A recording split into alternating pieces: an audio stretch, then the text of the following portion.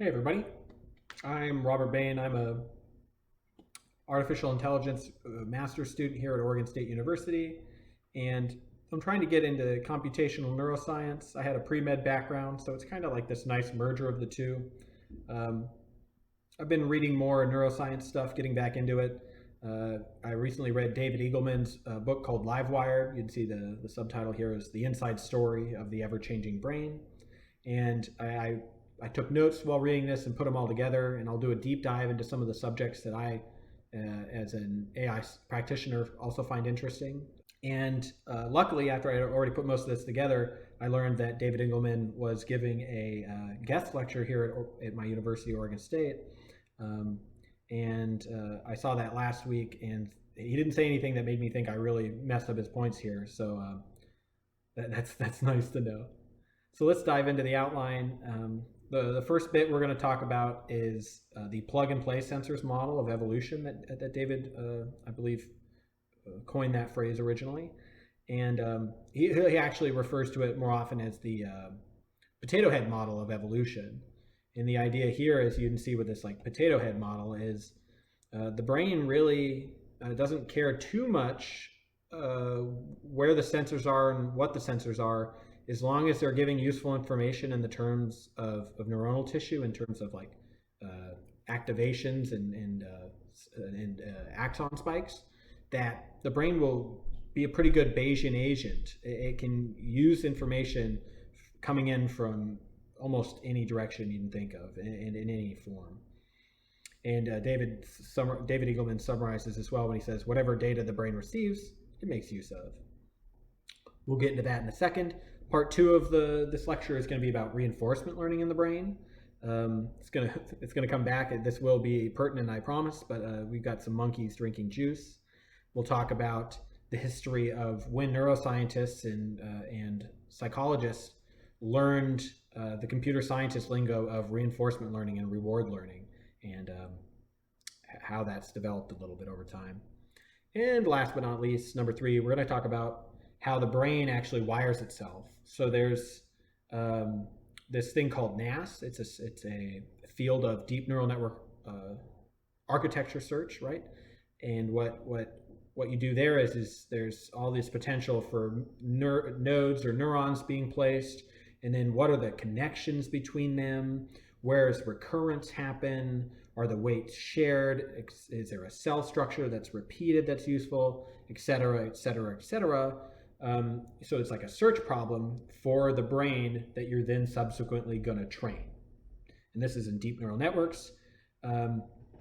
So I'm curious in this. I've looked at this in the past, but we can get some insights from David Eagleman's book and the topics he brings up to figure out how the brain wires itself.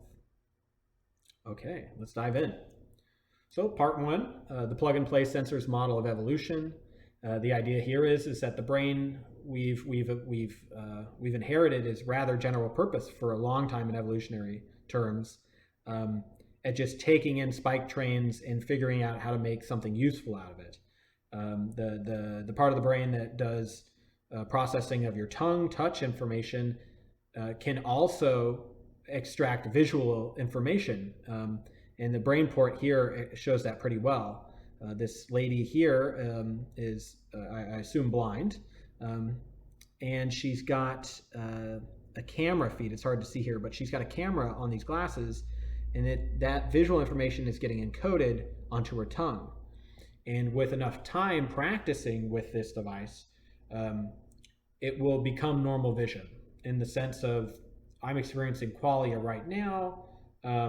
This laptop I'm talking to isn't part of my body. In a sense, I'm seeing it out in the world at a particular location. So that's what I'm talking about with vision.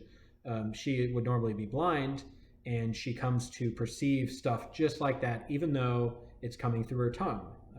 You see with the brain, you don't see with the eyes. And it was pretty cool in the book. I don't think it was this BrainPort device, but there's David Eagleman talks about like the 110-year-long history now of sensory substitution, sensory enhancement. And along the way, in the last couple decades, there was a woman who was late blind, meaning for the first couple decades of her life, she had normal vision, and then something happened where she lost it. And she was using one of these sensory substitution methods, and she's quoting as having said that it is normal vision, right? At first, before you've trained with it, it's not it's not a qualia like vision. So with here, they do originally, right? It is just, oh, I feel this way on my tongue. Okay, I've got to make sense of it. Something's happening over here. That gets distilled over time into the experience, into the qualia. So I thought that was pretty neat. That lady who went late blind knew what vision was like because she grew up with it, and she got it back to an extent. And she said, they're the same thing. The neosensory vest here, the second example of sensory substitution. I learned about this from David Eagleman, right? This is actually his work that started in a Stanford lab, and then neosensory is an external business that started out of this, and it was sparked from the vest research. And David Eagleman gave a TED talk back in 2015 where he was explaining this to everybody, and then towards the end he ripped off his overshirt, and sure enough under was this vibratory vest, and you could see it light up when different motors were vibrating. There were high frequencies up here and low frequencies near the belly button. That allows you to train with this originally with conscious effort, and then yet again, right, depending on what you're putting in it, here it's a microphone, so it's sound. You will originally just feel sound, but ultimately you will have the qualitative experience unconsciously of things kind of happening out in the world, specifically audio sensations with locations attached to them. Okay, and last but not least, we'll talk about Neil Harbison here, and this is an example of sensory enhancement.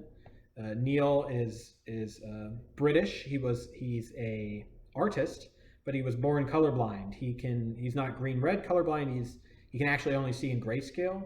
And I saw an interview with him where he talked about some of the hardships that entails because our world isn't built for people like Neil. And he was able to overcome this and get normal vision by adding this gadget to his brain. Well, he didn't do it. Some surgeons implanted this. But this is some resolution camera. I don't know what resolution it is. And on the other end, underneath his skin, attached to his skull, is a vibratory motor. And so here, he's actually able to hear, because his bone vibrates in the back of his skull, and that travels to his ears where he can hear normally.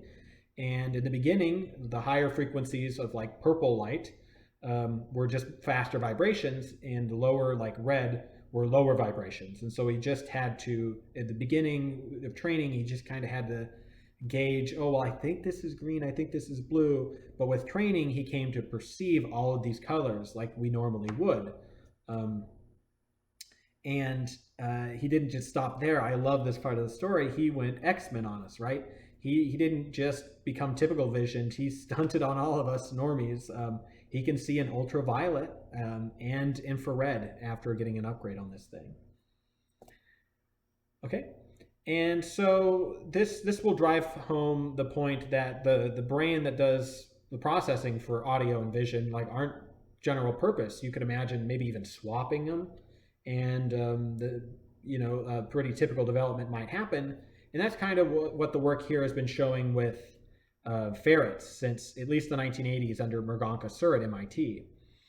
And so this is the normal way all this is wired in the ferret brain and mammalian brain, but they induced some cuts early on in development, right? They cut out the ear, the superior colliculus, and some of the projections to the neocortex from the LGN. And what will happen is, since it's so early in development, these axons will, from the eye, project all the way to the part of the brain that usually does auditory processing. They'll replace this ear pathway, since it was cut out as well. This is essentially showing the same thing over here. But these 8 rewired ferrets they made this way, the auditory part of the brain is now getting visual input if we follow this backwards to the eye, and it becomes visually responsive. And they make these metrics for trying to compute how much the change has happened. And so let's see here. Orientation maps. So A1 is auditory 1, the first bit of the brain that usually deals with auditory information, and V1 is similarly visual 1. Auditory part of the brain, when shown visual information, right? So the ferrets are sitting there and we'll show them lines at different orientations. If you're probing with an electrode the activity of A1 normally, it doesn't care. There's no activity correlated with lines and shown to the ferret. But if you rewire the ferrets so that A1 is getting visual information, the organization of these orientation maps in V1 arise in A1. Like we'll see here on the right with the horizontal connections, it's not the exact same, but it's striking. The fact that this part of the brain is responding in the same way as V1 at all is remarkable, if you ask me. The other thing they tried correlating, like change and difference between normal V1, normal A1, and rewired A1 is the horizontal connections in the neocortex to its neighbors within the same layer.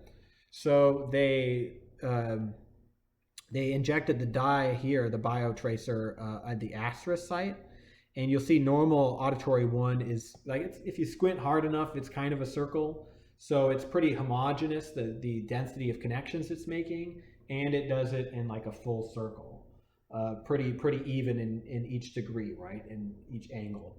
But A1 is nowhere near as homogeneous. It's more patchy, like V1 over here, and the average distance it becomes longer as well. The median distance of horizontal connections is increased. So not exactly like V1, right, just like what we saw with the orientation maps, but it is striking just how much A1 changes depending on the input you give it. And so this is going to be the end of this part 1 of the talk. If you liked it, yeah, let me know. Leave an angry comment if I got something wrong. Hopefully you'll stick around for part 2 in a different video. Cheers.